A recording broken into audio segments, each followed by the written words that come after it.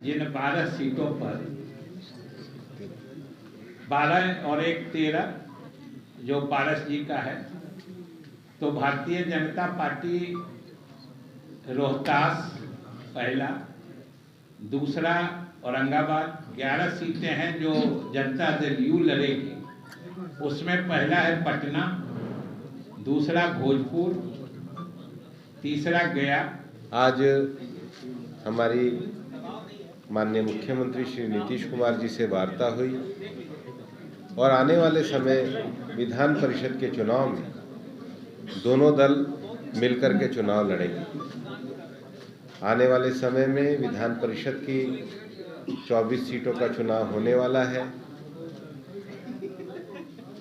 13 सीटों पर भारतीय जनता पार्टी और उसमें से एक सीट भारतीय जनता पार्टी लोक जनशक्ति पार्टी, जिसके अध्यक्ष श्री पशुपति पारस जी हैं। पशुपति पारस जी की लोक जनशक्ति पार्टी को एक सीट देंगे।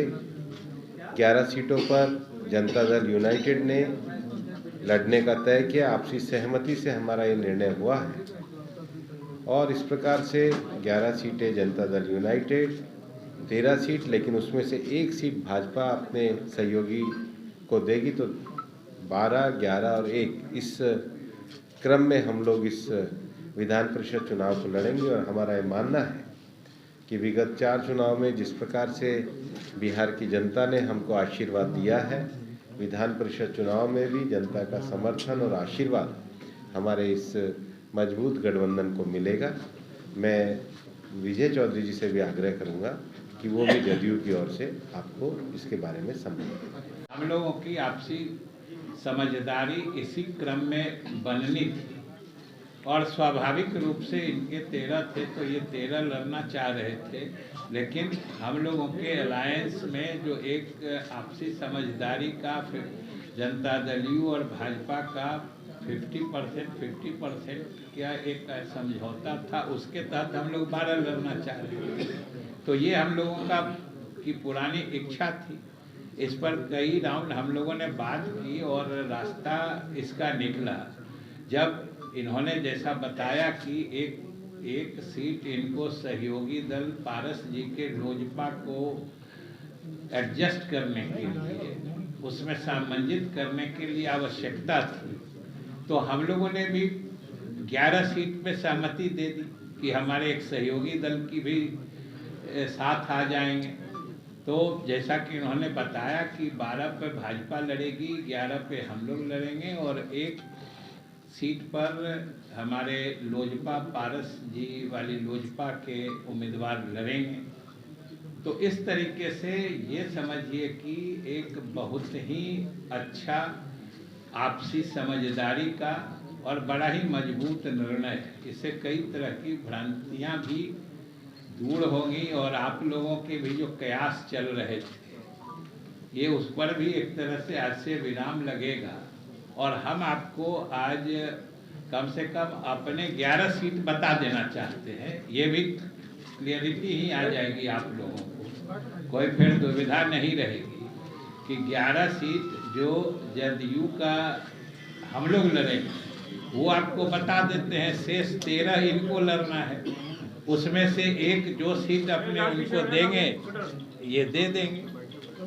दोनों पर तो हम दोनों ही पढ़ देते हैं। जब इन्होंने अपने सीटों का भी विवरण पढ़ने का अधिकार दे दिया तो मैं उसे भी पढ़ देता हूँ। स्वाभाविक रूप से इन्हीं का पहले पढ़ते हैं कि भारतीय जनता पार्टी लड़ेगी जिन 12 सीटों पर